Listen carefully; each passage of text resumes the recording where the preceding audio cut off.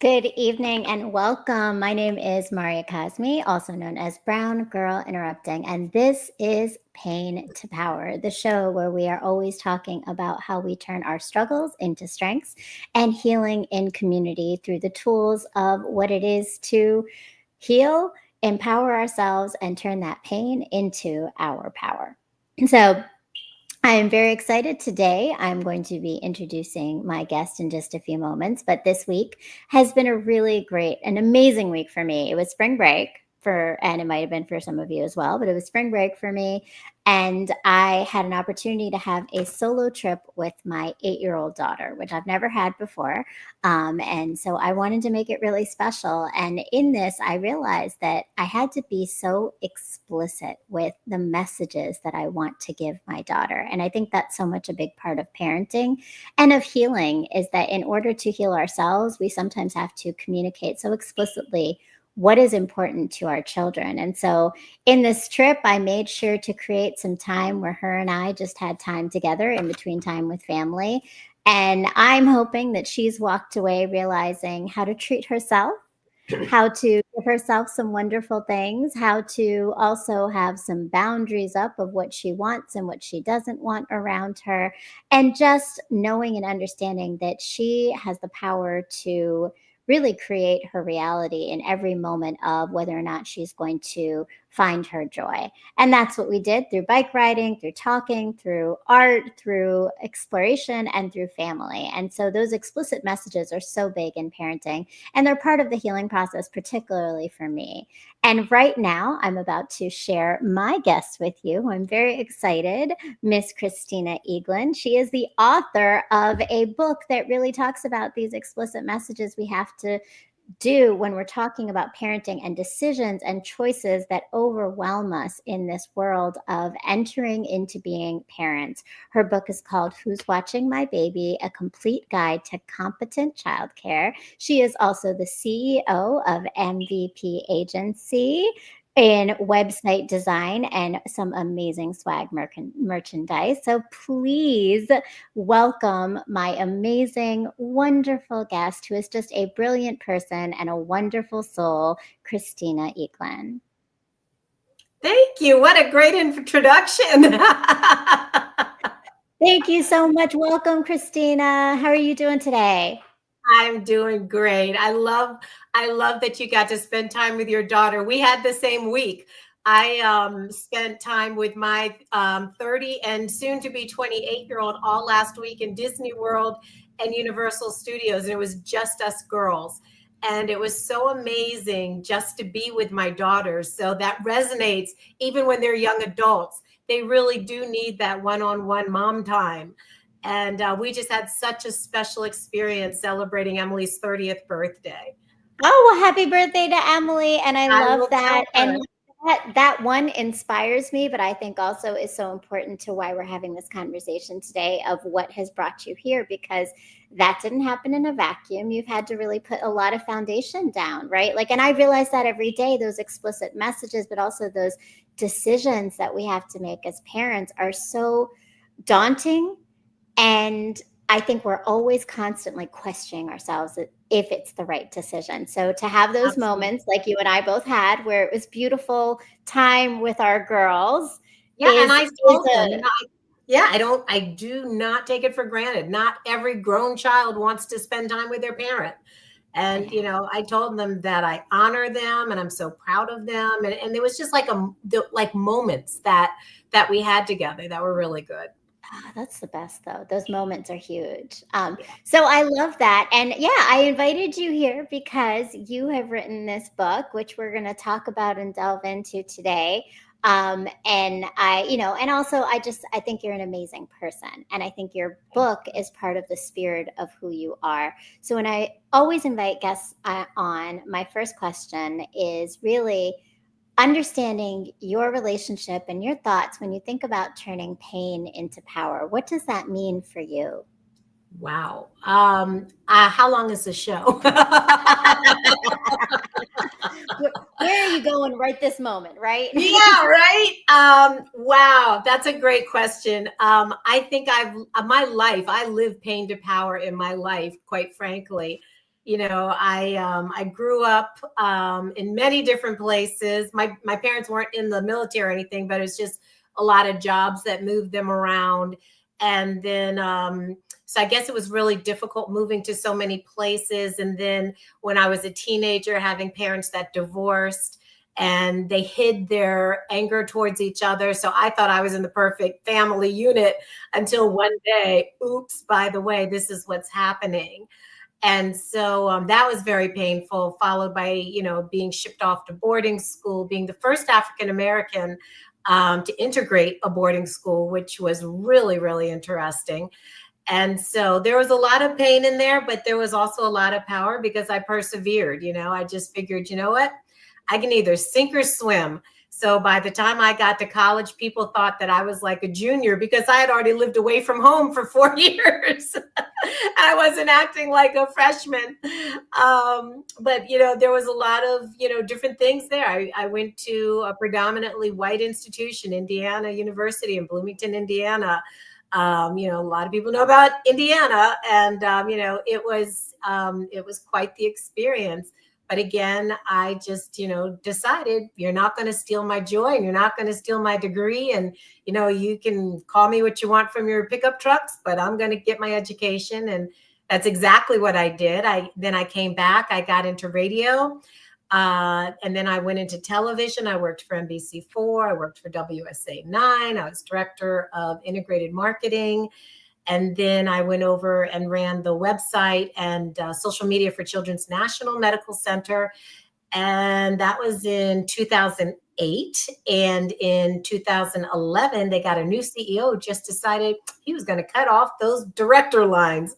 And so, boy, you want to talk about pain to power. I was a single mom. I think I might have skipped my marriage and all that conversation, but I got married in 92.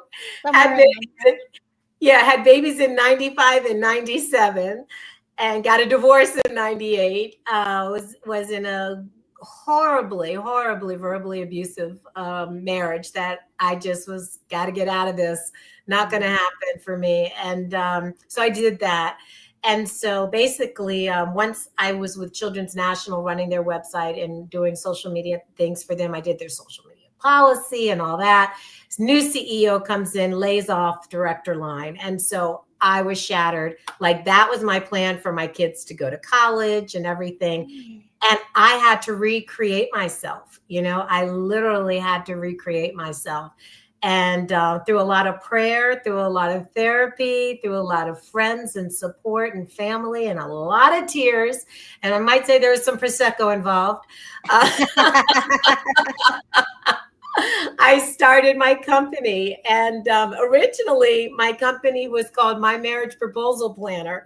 And I wanted to do these elaborate marriage proposals because they were like really huge on the West Coast and Italy and Philippines, not so much here in the DMV. And so then it kind of evolved to, well, let me just go with what I know, and that's marketing and website design and whatnot. Mm-hmm. So I did that. And then my company was called MMPP LLC because it was standing for My Marriage Proposal Planner. But I didn't want people to know that now that I was marketing, right? And so one day I'm sitting there at an event and they're like, we would just like to thank MMPP LLC for all they've done for our event. And I'm like, ooh, that sounds really bad. If I'm supposed to be branding people, my own brand sucks. That's so that's where MVP came from. I called in the crew. A lot of times when I'm in crisis, I'll call my friends like, this is what I'm doing. What do you think about this? What are your ideas? And one friend said, just call it what it is. And, you do marketing, you do video production, you do public relations, call it MVP. And so that's what I did. And then today, of course, I've pared back down to website design and doing a lot of swag for clients. I don't do as much of the public relations or the video productions anymore. But it's been a fun journey. And I'm as I mentioned to you earlier when we were getting ready for the show, I've started into real estate and really loving that. But through all this, Maria, one thing that was very evident was when I decided to end my marriage because it was either my sanity or my life. And I chose sanity. I, went through this journey of childcare, and I went through just insanity with every type of childcare, whether it be in home, out of home, licensed, unlicensed, in the big centers, sharing nannies, having an au pair, having, a nanny who, comes in and she rotates through the houses and all the parents kind of share and stuff like Right, that. right. Live in nannies, live out nannies. I had it Mm. all. And I was like, God, I know you didn't put me through this for nothing. And I just decided to do this book, Who's Watching My Baby? Because we have what to expect when you're expecting. And it's like this week you're a peanut, now you're a lime, now your baby is a grapefruit, but there's nothing out there from my research that really shows you how to choose childcare.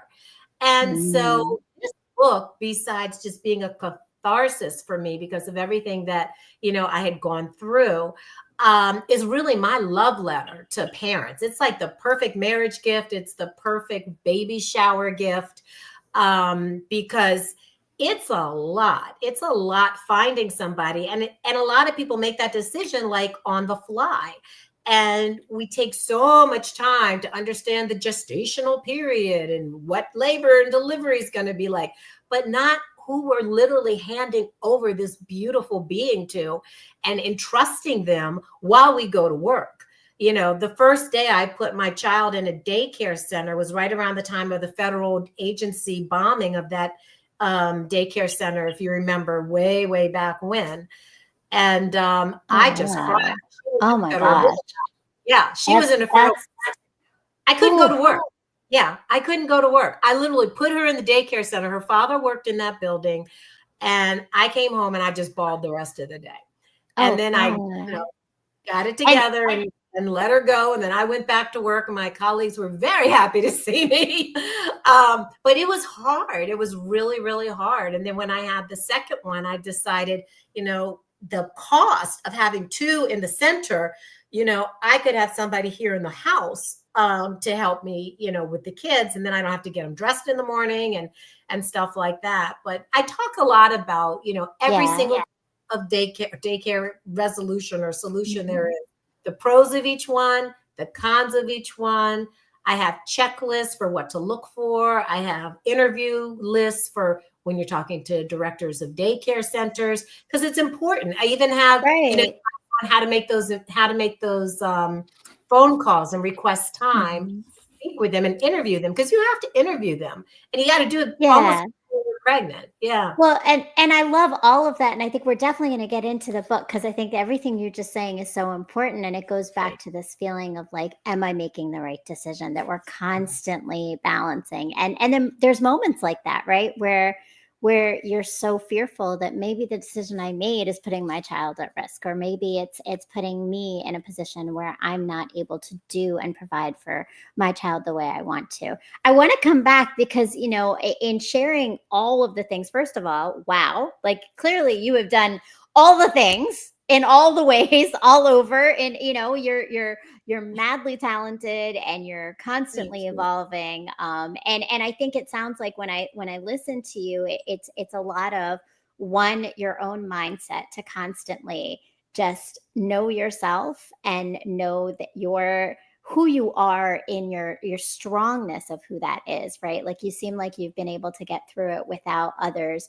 pushing you down or making you feel less than, Oh, even they've when tried. you did, right? They've Like even tried. when you did, and I'm sure people have, right? And you've given some examples, but it also Yeah. sounds like you had a great village around you always in all these decisions, which is important. So I'd Community. love to go back a little bit before we get into the book, if you Okay. wouldn't mind. Sure. Because you mentioned some things that I'm just wondering, seem to all play out in your decisions in life. But you talked about going to boarding school, and specifically one being the only African American student, right, in your boarding school. But I'm wondering, in your upbringing and just as you grew up, what were some of the belief systems and values you think that help ground you through that pain, that were either nurtured into you or naturally just part of who you are? in those experiences?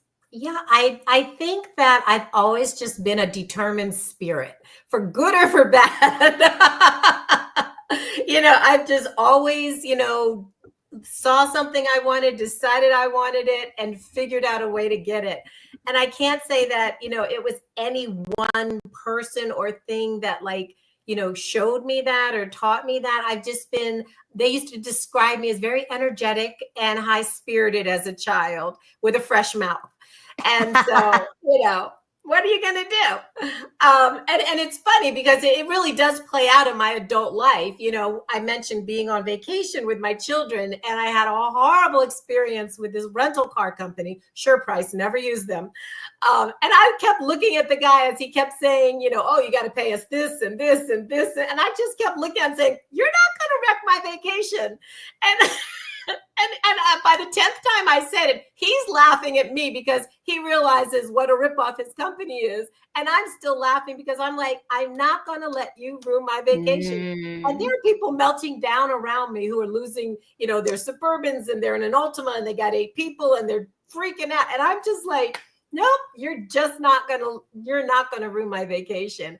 And so I think I've just always naturally, innately had that positivity. My mom used to talk about, we went to Expo 67 and it was pouring down rain and everybody was just miserable. And I'm like out there singing, open up the windows, open up the doors, and let the merry sunshine in. So you were just sunshine walking.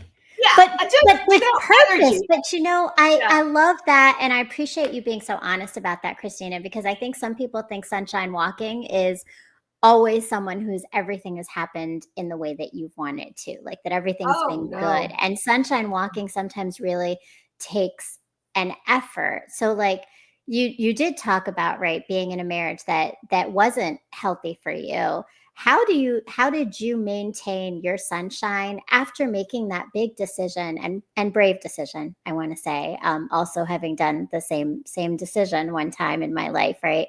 To walk away from that, because I think particularly as a parent, it is hard to walk away from what you think is the family unit, Right. and that you created the family unit. 100%. And we grow up wanting the perfect family unit, right? The mommy, the daddy, the kids, the pet, the pets, all that. And, I'm no exception to the rule. That's exactly what I wanted. And I fought hard for it. I even went to therapy and I tried to get him to go to therapy, and he was like having no parts of it. And I just decided, I think I mentioned to you that, my parents got a divorce and I didn't even realize there was a problem in the home. And I was married to someone who was very expressive and not in a very positive way. And I could see the effect it was having on my children. I knew the effect it was having on me firsthand. And I had to protect us, I had to protect us and I had to get us out of that situation. And it was not easy. It was not easy. The plan was after baby number 2, I wasn't even going to work anymore. So daycare wasn't even going to be an issue, Wow. So it was a big shift. It was a big shift. And one of my favorite chapters in Who's Watching My Baby is the one that my children wrote. And they show their true feelings about what it was like to see me leave when it was dark in the morning. And a lot of times I didn't come back till it was dark at night, especially when I had events with clients and things like that. And they talk about the sacrifice that I made, but also about how they really longed to be with me, because they didn't have me around. But they didn't have me around because I had to pay the bills, and I had to make a living for us. And as adult children, they now realize that it's really kind of touching. It's actually my favorite part of the book, and I didn't even write it. I love that. And I mean, I think throughout the book, you're really great about bringing in perspectives, and, having your kids' perspectives is one thing. And I know that you also have the perspectives of what is it that the nanny needs? What is it that the daycare is what's their perspective? So you do a great job of always bringing in these different lenses. And I think also you touched on like that transition of change and decisions to make. And, like I said, I also was in a similar situation. I remember that was, it's really hard to go from 2 people, whether or not it's a healthy 2 people, it's still 2 physical people taken care of or present enough, right, for your children, and to go to now shifting to it's just you. You are the provider, Mhm. you are the protector, you are the everything. I'm it. Emotionally, you're the foundation, and that solidness is so important.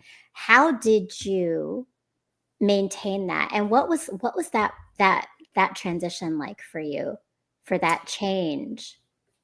Like I said, it was just a very, very difficult transition because I had to literally, figure out how to run this ship, by myself. And luckily, my mother, who unfortunately I lost in 2018, she was right around the corner, although she wasn't the kind of mom that was always in the house. But when you needed her, she was there, So it was really good to have her. I had friends, like I mentioned, and I had community. I had a lot of good people in community with me to help me with just making that transition from being a Mhm. married woman to being a single woman. And I have one girlfriend who's so funny, and today's her birthday, and if she's watching, happy birthday, Sydney. But she always credits me for teaching her how to be a single mom, and it's not for the faint of heart being a single mom. We never ever elect this situation or want to be in this situation, but when we find ourselves there, you figure out how you're going to make it work. And and depending on your finances and your structure and your education and all that comes into play as to what you're able to do and not do. So like when I got laid off from my job, we did a lot less than we used to do because there wasn't the money to do it. But Right. what was really cool is we were together, and that made up for it. That was priceless. That we I did get to drive them to high school in the morning and made them take the bus back at night because those kids were crazy in the parking lot. And I said, no, you take the bus back, but I'll take you in the morning. But, we did get to share time with each other before they, both flew off to college. And now they're off into their own careers and whatnot as young women. But those chances that you take when you get married to somebody, and you just know it's the right person and all that, and it turns out not to be, it's trauma. It's absolute trauma, and you need to be Absolutely. very gentle on yourself and forgiving to yourself, because a lot of times, it's particularly in verbally abusive relationships, the signs are not there as far as somebody, like, unfortunately, in a physical relationship, physically abusive, and it kind of seeps in, and it's like, well, he didn't really mean it that way, or you start justifying it and things like that. And then you turn around one day and you're like, you know what, insult has exceeded, what do I say, when insult exceeds respect, like, insult has exceeded respect, and I've got to protect these little babies.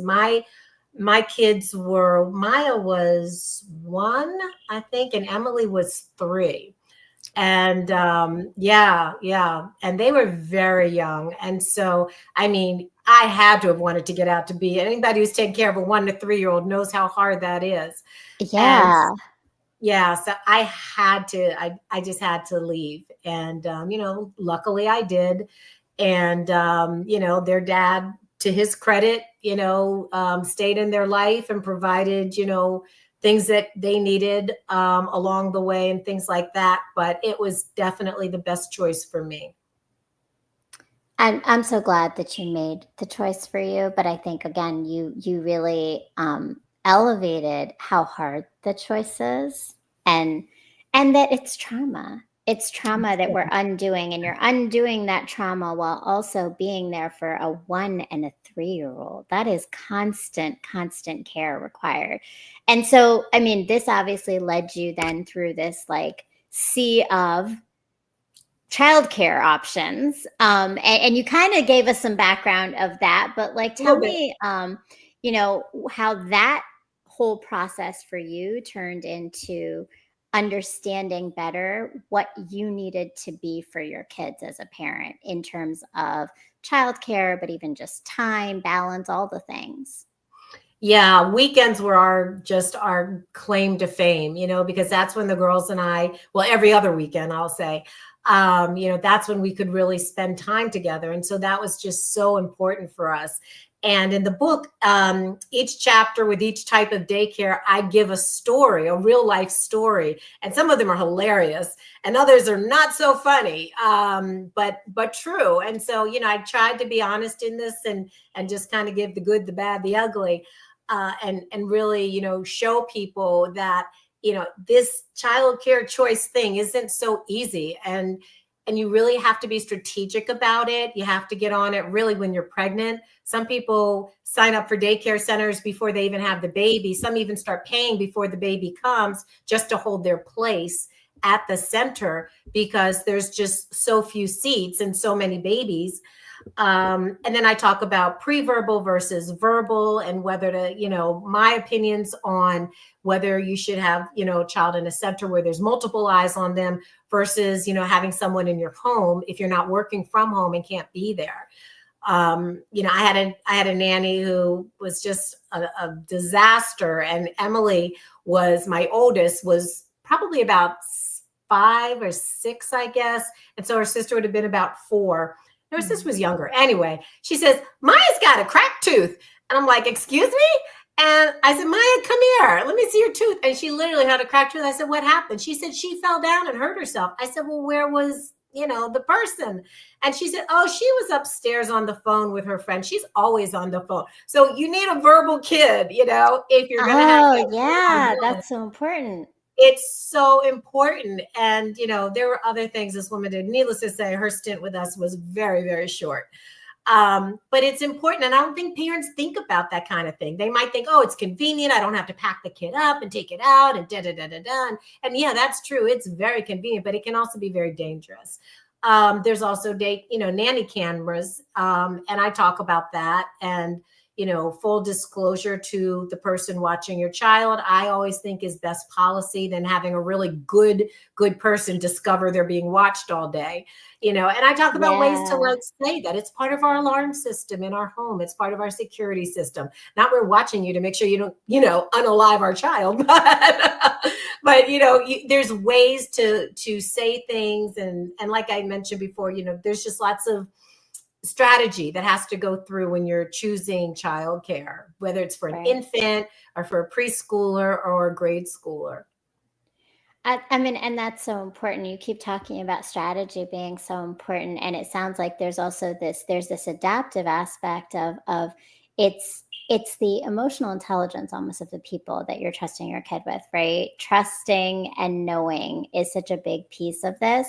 How do you think, or would you advise parents in this process of really knowing when you can trust someone? Like, what are some of the elements for you in that decision making to trust people, whether they're in your home, whether you're in a daycare center, whatever it is, and the options that are out there? How does trust come in, and what's that discernment for you? So several things come to mind. One, if your child's old enough, include them away from your home. Like we used to go to Chuck E. Cheese or McDonald's or someplace like that. Include them in the interview process. One of the worst hires I had, my child told me not to hire. And I should have listened to them. I absolutely should have listened to them. But I was just like, caught up. Did you ask her? So was that Emily or Maya?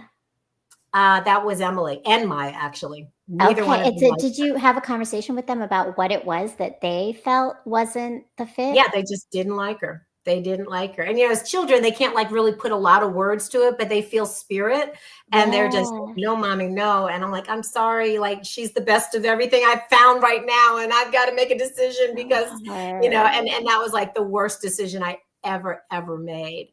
And then there's ways that I have, like, especially in the book, questions. I have questionnaires, interview questions. I have pre-screening questions before you even meet them on the phone, asking them some questions, and then you'll get a feel for them. Some of these nannies and daycare providers, they'll cover for each other and pretend to be parents. So one of the women that I hired was one of my best live-in nannies.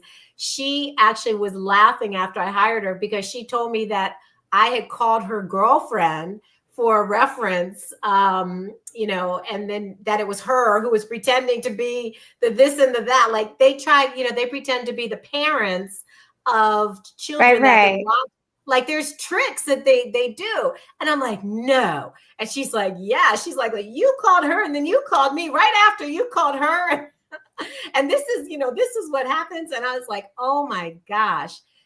But there's ways, there's really clever ways you can, when they do that, you can say, oh, so where do you work? And, so what's that commute like? And, oh, so, you kind of talk about the streets and the roads and you will jam them up because they have no clue about commutes and roads around here. So I give some ideas in my questionnaires in the book of like, these are the trick questions to ask to make sure you're really talking to a parent who's giving you a good reference for the person that you're going to hire. Because a lot of times, like I said, they will literally cover and pretend to be the parent, but there are questions you can ask that only a parent would know to answer, not a nanny or a nanny's friend trying to be a parent to give a good reference. Does that make sense? Yeah, absolutely. Well, I love that. And I love that you go so into detail in thinking about those trick questions to like how do you really get to the depth of what you need to unearth? Because I think and this is where, I'm wondering, because I think oftentimes, there really is no manual. I mean, this is kind of the manual, right? This is a great manual, right? But This is the oftentimes manual. parenting feels like there's no manual, right? And we make so many decisions. And I think the hardest place to sit in parenting is guilt. Oh, yeah. And that feeling of, I made a decision and it wasn't the right decision for my kid, whichever it is, whether it's your guilt of something you've done or a decision you made for your child, whatever it is. Yeah, absolutely. How did you get through those moments of guilt for yourself? Like, what are some of those mindset shifts you had to make, or things you told yourself, or ways to get through it? I think when I've made decisions that didn't turn out particularly, like for this woman, oh my gosh, if you had more time, I could tell you chapter and verse what she did, which was just horrendous. But I really feel that what makes me like give myself a little grace is, given the information I had at the time that I had it, I made the best decision that I could. Even though that decision was bad, or it caused harm, it caused trauma for me, it caused trauma for my kids. But at least we all came out alive. But you have to really give yourself grace. I used to work with a woman who used to say, why are you always so happy? You're always smiling, you're always laughing. And I'm like, because what's the alternative? Come on. I don't want to go around grumpy. Have I had bad stuff happen? Absolutely. Will I have bad stuff happen? 100%. It's gonna be. But at some point you get to choose. I always tell people, create a great day instead of have a great day, because I truly believe you're creating that day for yourself. And you get to choose how you're going to act. I mean, I could have been up there at that rental car company and completely went nuclear and had that just hang on me for the first 72 hours of my time with my girls. But I just, there's something in me that just won't allow me to let somebody bring me down. So Wicked is actually one of my favorite Broadways. I just watched that with my daughter endlessly, numerous times. Yes. Yeah, Defying Gravity, like that's me. The whole show. That's me. That. I am Alphaba. Yes. Defying Gravity. I love that. I mean, but that's awesome. And giving ourselves grace is so important. But I think that like you're sharing these tools for yourself, right? And I love it. I see we have some of our Ranters fam here. Hi, Tasha from No Holdbacks TV. Welcome. Glad you got out of that relationship. So important. Thank you for chiming in. Team therapy. Yes, absolutely. Absolutely love it. Yes. And Therapy Radio 808 says, what up, Mario? What up, Christina? Salute. Salute to Tennessee. Salute. Thank you so much for coming in here. And No Holdbacks TV says, I definitely need this book and know others who do. Thanks for filling that void and giving us this information. Yes, definitely. And as a therapist, right, knowing that for other parents is so important. So, I mean, that's kind of actually what I'm curious about is like, you have obviously you've shared your stories itself. Like you've been really intentional with the vulnerability. How do you think that's helped others for you to be able to be vulnerable in this book, in your own decisions as a parent? Yeah, a lot of times I talk to God and I'm like, God, why? Why did I have to go through this horrible relationship, and why did I have to? But what I found is that I've actually been a blessing to other people who have gone through things or are going through things. There's a great book, if somebody watching is going through it, called The Verbally Abusive Relationship by Patricia Evans. And that book was just magnificent, because I opened up that book and I saw almost word for word things that were being said to me. And they talk about how people really don't talk about verbal abuse, and in court, you get laughed out of court because you don't have any bruises or broken bones. So, like, so somebody said some bad words and made you feel bad. It's And you okay. can't prove it, right? You can't prove it. You can't prove it, and most of the times, these men are narcissistic. They're gorgeous. They're dressed well. They smell great, and they present to be the most fabulous person in the world, and I gotta believe, there is good in everyone. But in a relationship, my ex was just not fabulous. And if somebody's going through it, I just say, if you don't have community, just try and make community. Try to get into some support groups, things like that, because it's very, very important for you to be able to have that resoluteness. And I realize that everybody's not as strong-headed and hard-headed as I am. I have seen women, like right now, a friend of a friend of a friend who's in a horrendous relationship and is not getting out of it. They even lost a child. And I'm not even going to tell you what they did with the ashes. It was really bad. And what he did with them, it was horrendous. It was cruel. And if you're in that, you got to get out. You got to get out. And so I think that's a gift that I do have, honestly, to be able to communicate. When I've taken those little communication quizzes, I score like here, like here's the bell curve. So, I told you, they said I was mouthy when I was young. So I guess some things never change. But I do talk and I do communicate. And I think it's important to be truthful, to be authentic. People can always smell if you're BSing them. And I just, that's just kind of how I live my life, is, do no harm. And help who you can, when you can, and how you can. And that's so important, because I think that's what it is doing, though, is your vulnerability and your honesty, and that truthfulness and authenticness is helping others to navigate really complicated things at times when everything is really complicated. So there's a couple things you pointed to, which I just want to make sure we emphasize, is that I do think that it is a very hard decision. So there are a lot of women and men who continue to be in relationships that are harming them. And my hope is that through some of these tools, through hearing some of the vulnerability of others, through hearing other stories, that people feel emboldened to make the decisions that are for their benefit and their health and their emotional healing. Because at the same time, recognizing that it is not easy. It is not easy.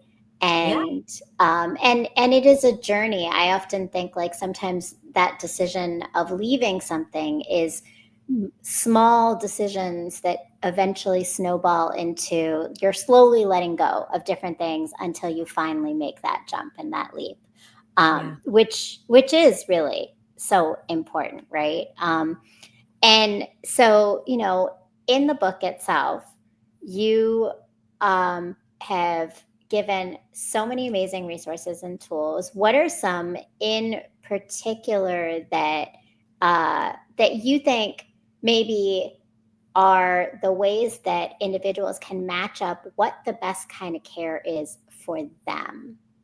Great question. So each chapter talks about different types of care. And so it helps a family to decide, okay, do I want licensed? Do I want unlicensed? Do I want in-home? Do I want out of home? Do I want, in a corporate setting? Do I want in a home setting?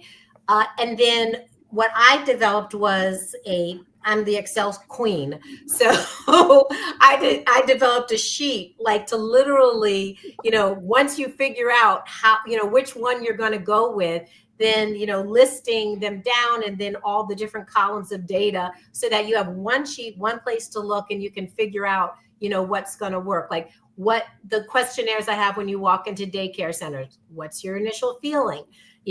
Are the kids with runny noses? Do the kids seem happy? Does the staff seem happy? When I was interviewing a daycare director, a staff member came in, interrupted the meeting completely with dirt and paint all over her. And she was happy, happy, happy. And I said, this is a great place. She goes, I'm so sorry to interrupt, but I did, and I'm like, no, it's fine. Because I was interviewing the director for the book. Yeah. And she let the lady in and they had a great conversation and you could tell, okay, this is cool, right?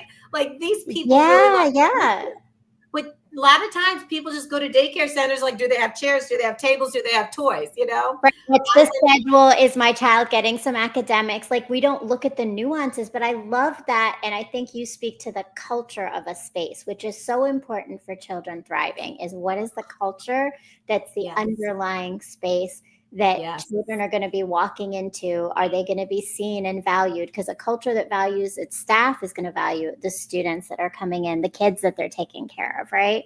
100%. I went into a licensed home and I asked the lady, do you wear gloves when you change diapers? And she looked at me and says, no. Do you wear gloves when you change diapers? And I said, I don't change 5 diapers on 5 different babies. I only change, one. And I wash my hands before and after. Needless to say, we did not go with that center. That was not the place.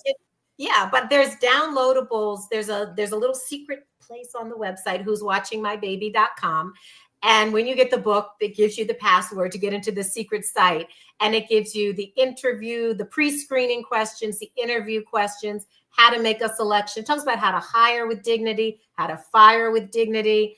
Sometimes they leave because they graduated college and you give them a party. Sometimes they leave because they were a complete cluster and out on Friday, new one in on Monday. But it talks about how to transition that and how to work with your children to protect them as well, because this is the person who's replacing you, especially in an in-home experience. I had to let them know this isn't working and this is why it's not working. And a lot of times they knew. But it does get very granular and very nuanced as far as, the different types of questions to ask. I have, different questions for different situations. So there's a questionnaire, an interview questionnaire for a nanny, for an au pair, for live out, for live in, for licensed daycare center, for unlicensed daycare center. One of the best places I had was an unlicensed daycare center that was always there for me on a drop-in. And this woman was fabulous. And she lived in the home with her husband and 3 kids. Well, you need to know who's living in that home. You need to know if there's sexual predators in that home. And you need to know, a lot of things. So the book digs really deep into how to do that. It gives you the resources and places to go to figure out all that kind of information. Like I said, it's my love letter. If only one person got this book and it helped, I'd be happy. Because I didn't do it to get rich. I just did it to get it out of me because I just went through all this. And I said, if I went through all this, there's a reason for it. And so it's to help other moms and dads.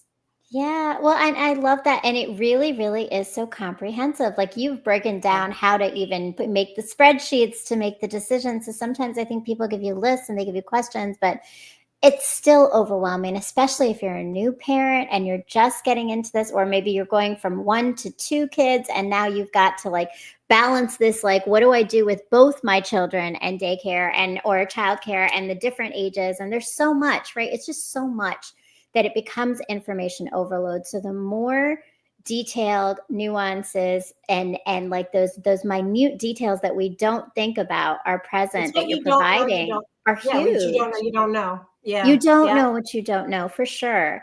But and you mentioned this is your love letter. So how has your love letter healed you? Wow, it's done great. And I want to also mention before I answer that, is that there's also contracts that daycare centers have. And I, talk about, don't just show up and sign your kid in, get that contract, take it home, read it, because there's a lot of stuff in there. And I talk about some of the things that are in there that are gotchas and make sure that they're not there and they're negotiable. And if it's in home, I have an in-home contract where you get to decide how much time off that person's going to get. What their pay is going to be, what their sick leave is going to be, and are you going to pay for their vacation? And so it's a whole contract for them as well that you can mix and match and kind of put in. So just wanted to put that out there. I love How that. have I'm glad you did. healed? I've healed by having great conversations like this. Because I really do feel like, somebody wrote, oh, I need that book. And I know others who do too. I wish to God I had this book. It would have saved me so much. And so that's my thanks, is really helping other parents with this and making it the what to expect when you're expecting for childcare. Because if you Google childcare choices, like I think there's one for dummies that just recently came out, but it's not like a huge, thing. And then there's my book. And so I launched it on my birthday. And I'm very proud of it. I think that it does really give people an in-depth look at that childcare choice. And because I was a single mom, I think that I was just like super, super like zoned in to making sure my kids had the absolute best I could possibly do for them. And when I didn't do the best, being able to pivot and how to pivot with grace and dignity. And that's in the book too. I love that. So then you're sharing even just your own journey of that continuous adapting as a parent. And like you said, giving grace. That's so important. And we do have the link down here. Please make sure you go check it out. It's in the chat. Go to who'swatchingmybaby.com. It's right there. You can go directly, learn about Christina herself, and also get the book. Yes, if you know anybody who's pregnant or getting married, get the book. Get the book, right? If it's for you, if it's for someone else. I mean, you've said it already, right? It's like the one and only right now out there that's so comprehensive. And I love always, because this show really is pain to power, right? It is about the individual journey that comes from what it is you've created, but it's your individual journey of healing that's so important.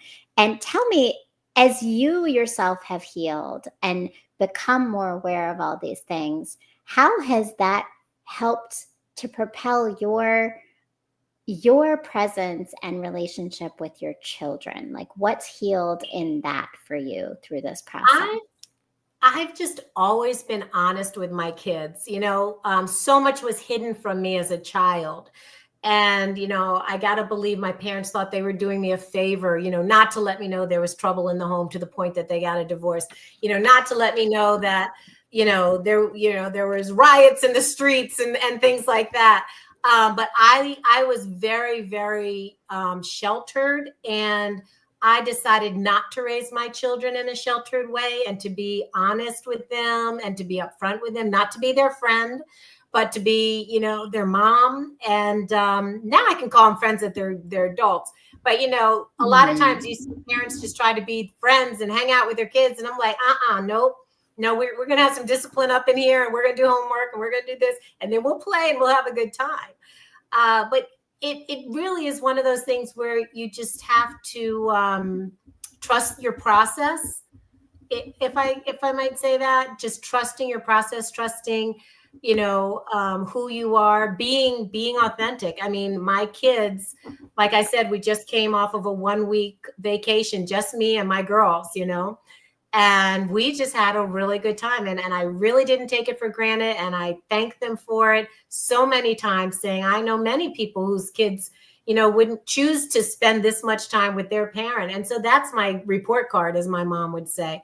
That's the blessing that we really are 3 women who absolutely adore, respect. We love each other. And it doesn't get better than that. It really doesn't get better than that. It really doesn't. You're going to make me cry. It doesn't. I mean, and again, it's inspiring me because I have my daughter, and I mean, I have my boys too. And yeah, you're right. Like, I think that it as a parent, you always hope and wish that what you've done when they're young is what is going to be this foundation of something when they're older that you can still have present. But it's hard. And I think you add on external challenges, external people in your life, in their life, and the things that can be pulled, where they're pushed, them understanding and knowing themselves, right? Like it's hard. Yeah. It's hard. And you're It's still hard. growing. You're still growing. You're still trying to Yeah. figure out who you are. And you've got to grow this person and keep them alive, and keep yourself alive and keep it going. And so yeah, it's being a parent is challenging. It really, really is. And you can see kids grow out of, the same household and be diametrically opposed, people. And so it's a crapshoot. It's just one that you got to Absolutely. stick to and stay with. And like I said, be honest, to the best of your ability at a child's level of explanation. I mean, one day, I remember one day Emily came home. I think she was in first or second grade. And this was one of those days where I was just so tired. I couldn't even put a quarter in a meter. I was just done. Mm. And she goes, Mom, what's sex? And I'm like, huh? And so I said, and I just took a beat and I said, why do you ask? And she goes, because Jimmy's sister's doing sex and his parents are really, really mad. I said, oh, okay. And she goes, what is it? I'm like, it's something that people do when they're a little bit older than you. It's really cool. It's really fun, but she's too young to be involved in that at this point. And that's why her parents are probably mad. And she was like, oh, okay. You just needed an answer, right? But those are the things that trip us up as parents, right? And Right. then when that conversation happens at like 16, again, tripped up in a different way, right? Like, what are the messages, particularly with raising girls, right? Like, there's so much, right? So much. Yeah. Yeah. And so age appropriate, right? So it's a different conversation at 16 than with a first grader. So, but that was like, and then when she walked off, I was like, oh, yeah. we made it through that one, right? Yeah. I see our chat is blowing up and there were some comments. I just want to make sure we honor some of the folks who are in here. So if we can throw those back up. Sure. And I know I saw Kennedy and I saw No Holdbacks, and I think we had someone else also here with us. So we'll see some of the chat conversations. And as we're waiting for those, I'm wondering with your daughters, in this time, you had a whole week with them. I'm sure you had many great conversations. What are some of the things they've told you that you've given to them as a mother that has helped to that stayed with them? And we do see the chat up here. So let me just go. I said, came by to say salute. Thank you so much. Stray Godzilla 22. Appreciate you coming by. Ketty 5678 says, thank you. And thank you for tuning in. Thank you for being here. And I really appreciate all the conversation and the chat. And thanks to our Ranters Union family and anybody else who is tuning in. Please make sure if you're here that you are subscribing, hit the bell, hit the subscription button, and like and comment, share a comment in the chat. If you're watching this now live or if you're watching the rebroadcast, something that resonated with you, what are you going to do with this new information from Christina? How have you challenged yourself or had challenges with childcare or decisions as a parent? So talking to your daughters, what are the things like they have shared with you? Mom, this is what's really made a difference in my life. Okay, so I get emotional when I think about it because it's been a lot. But it's when for Christmas, they'll like always write out these cards, or they'll, even in the chapter in the book, and it's my resilience and things that I've overcome and things that I've gone through, and they continually tell me what a strong woman I am. And I don't always feel that, but they continually tell me, and they're like, you showed us the way. And sorry, my eyes are leaking. But this is, I mean, when you take my kids, that's my heart. So, but they talk about my resilience, and it's hard, sometimes life is hard, and I try not to hide it from them. I try to like tell them, I've cried in front of them when things, haven't been right, and let them know. I don't try to, because I found having parents who hid emotion and things gives you a false sense of reality. But if your parents are honest with you and like telling you what are, what's happening and things like that, like you kind of get it. Not that, you have to have a million adult things when you're 4 years old, but you kind of get it at the age appropriate levels. And I Yeah. guess, they just tell me how strong I am, how proud they are of me. They know their dad. They know what I've had to endure with their dad. They know how difficult it's been. And that, in the great words of Maya Angelou, and still I rise. And Mm. it's not always easy to rise, but Mm. that's what they say. Since you That's asked. such an important thing, though, and that they are seeing that in you. And I imagine that inspires them to be that too, which I think. They're amazing in their own rights. They are amazing women in their own rights, and they're killing it in the business world.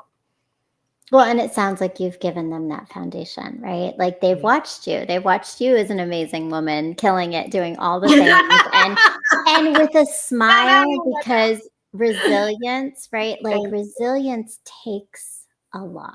It does. And It does. resilience with a smile takes even more sometimes, right? It It really really- does. And I admire that about you. I see it in you. I love that, I love that you're sharing that story with everyone, and you're sharing the backstory of you to this book, because it's so important as to why it is a love letter. It's not just that it's important to know these things about childcare, is that these are really transformational moments in your life when things change. And Oh, the more 100%. guide we have, because life is inevitably going to change, right?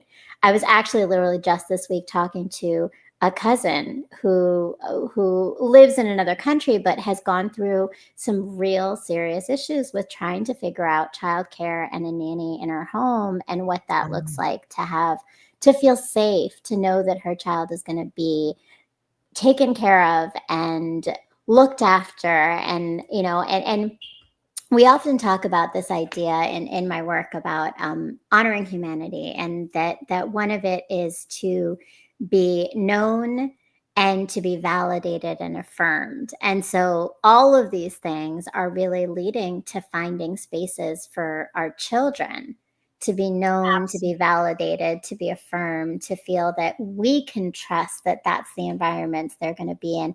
And when they have that, you've proven and shown, we can show up as the best parents that we are, because there's peace of mind Yep. in where they are when they're not with us.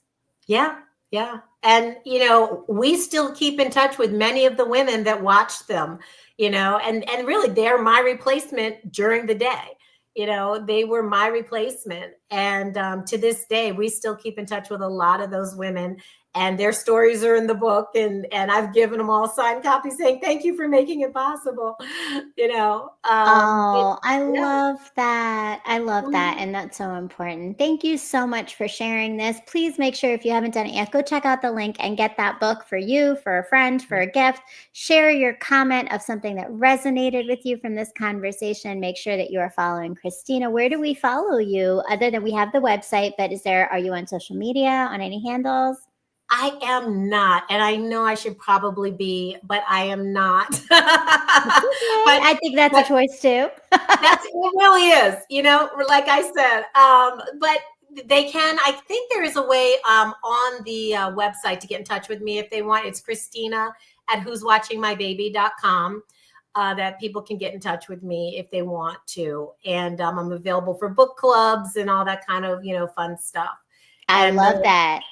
And yeah. Christina, we didn't get to talk about this part of your skills, but you are also a website designer. You do the swag, but I got to give a big shout out, because Christina is the reason that my website looks so fabulous right now. She is Yeah. MVP agency, revamped Brown Girl Interrupting. And I don't know, Jay, if you can throw that up for us. If you go to my website, you will see all the information to find out about my show.